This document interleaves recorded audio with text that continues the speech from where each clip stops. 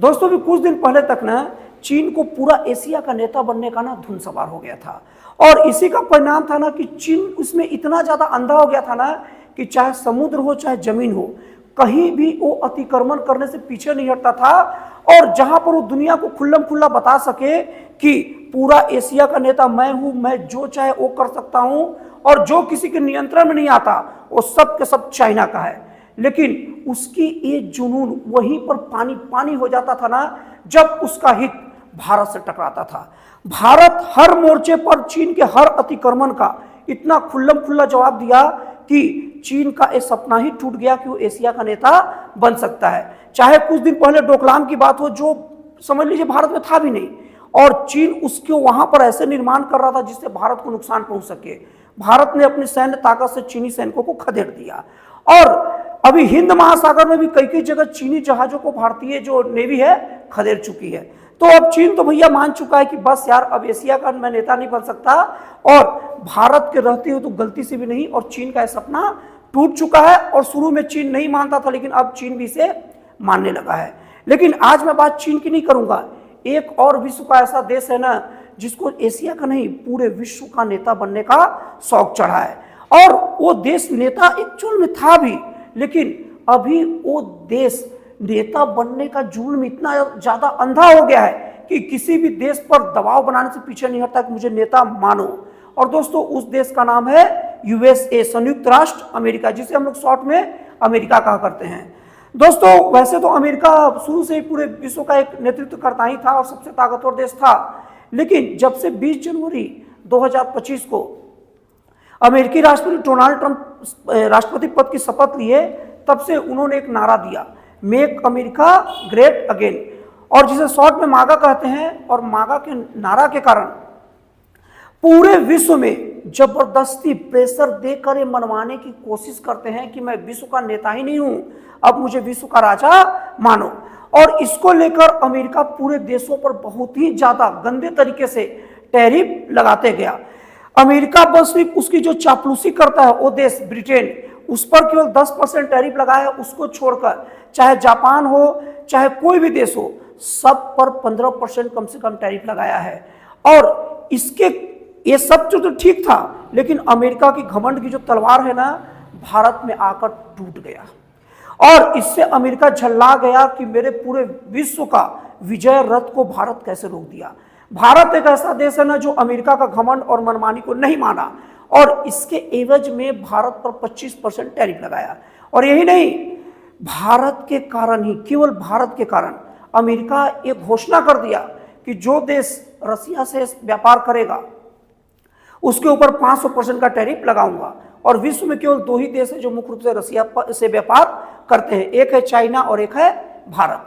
अब चाइना से तो अमेरिका का शुरू से मतलब चलता था, तो चाइना का तो बात होगा नहीं, वो भारत के लिए ही कहा, लेकिन भारत बिल्कुल नहीं झुका और भारत अड़ा रहा। और आप लोग को बता दूं इसका मुंह का खाना अमेरिका को ही पड़ा।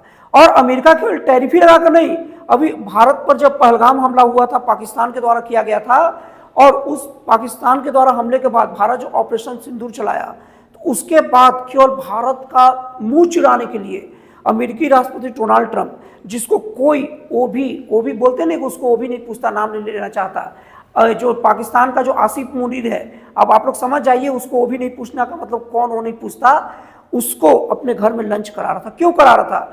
क्योंकि वो भारत को चिढ़ाना चाह रहा था।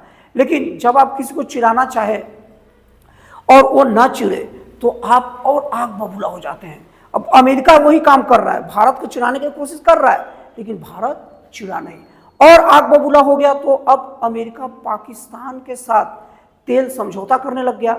अब पाकिस्तान में भैया कुछ अरब बैरल तेल होंगे जो कि कोई ट्रेड डील लायक है नहीं, और तेल ट्रेड डील के लायक तो बिल्कुल नहीं है, मतलब तेल समझौता के लायक तो है नहीं, लेकिन फिर भी भारत को चिढ़ाने के लिए कर लिया।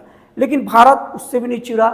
अब ट्रंप की ऐसी दशा हो गई है ना कि या तो भारत पर 25% का टैरिफ लगा कर रखे, नहीं तो टूटने के लिए तैयार रहे।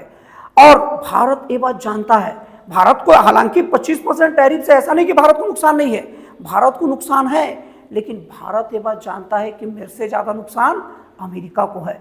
इसलिए भारत खड़ा होकर देख रहा है पहले तू टूटेगा कि पहले मैं टूटूंगा, और भारत अपनी तैयारी कर लिया है। और यहाँ पर अगर भारत नहीं झुका तो अमेरिका का एक इज्जत नहीं बचेगा।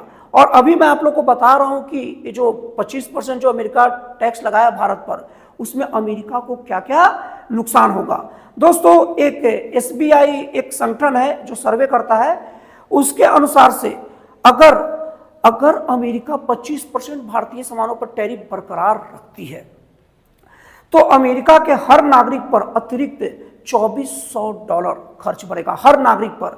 और भारतीय रुपए में आपको समझाऊं तो लगभग 2 लाख रुपए हर नागरिक पर खर्च बढ़ेगा। और जो लोग एक खास गरीबी रेखा से नीचे आते हैं, जो बहुत बड़ी जनसंख्या है अमेरिका में, उसमें लगभग उनको 3 गुना और ज़्यादा बोझ सहना पड़ेगा। क्यों? क्योंकि जब अमेरिका जब 25% टैरिफ भारत पर लगाया है तो भारत की कंपनियां उस सामान को बढ़ा के बेचेंगी। और भारत की कंपनियों के सामान इतनी अच्छी क्वालिटी के होते हैं कि उन लोग को मजबूरी में यह सामान लेना ही पड़ेगा। और ये भी अनुमान लगाया गया है कि इससे अमेरिका का अर्थव्यवस्था GDP के ऊपर बहुत गंदा असर पड़ेगा, वो गिरेगा ही गिरेगा। और अभी शेयर मार्केट में अमेरिका का खतरनाक गिरावट ये बता रहा है। और दूसरी बात, अमेरिका का डॉलर भी इससे कमजोर पड़ेगा। और ये 25% के टैरिफ से भारत को फायदा होगा। भारत को फायदा कैसे होगा आपको समझा रहा हूं। क्योंकि भारतीय जो कंपनियां हैं वो अमेरिका में अगर 25% टैरिफ के कारण उनका माल कम बिका, खपत कम हुआ, तो भारतीय कंपनियां उतना झंझट ना पाल के वो माल को कुछ कम रेट करके भारत में बेचेगी और भारत में सामान रह जाएंगे। और अर्थव्यवस्था का नियम होता है, जब आपका वस्तु की संख्या बढ़ जाती तो रेट गिरता है। तो इस तरीके से भारत में महंगाई दर गिरने के चांस है। इसके उलट अमेरिका में चीजें का सप्लाई ठीक से नहीं हो पाएगा और सरकार जब टैक्स लगाएगा और जब ज्यादा लोगों को उसकी कीमत चुकानी पड़ेगी या अन्य देशों का सामान को मजबूरी में खरीदना पड़ेगा, तो उसको लेकर अमेरिका का महंगाई दर 2.4% बढ़ सकता है। और ये तो हो गया अमेरिका का पहला घाटा, लेकिन अमेरिका का भी और भी घाटे हैं, बता रहा हूं।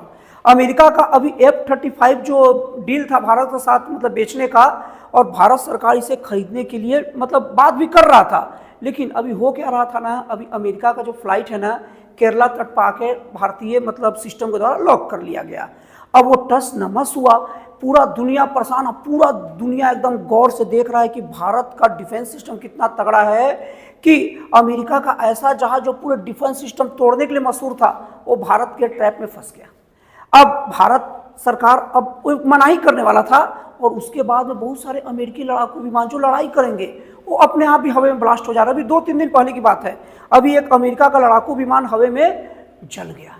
और शुक्र है कि उनका जो पायलट जो थे उन्होंने पैराशूट का प्रयोग करके हवा से कूदकर हवा में अपनी जान बचा ली।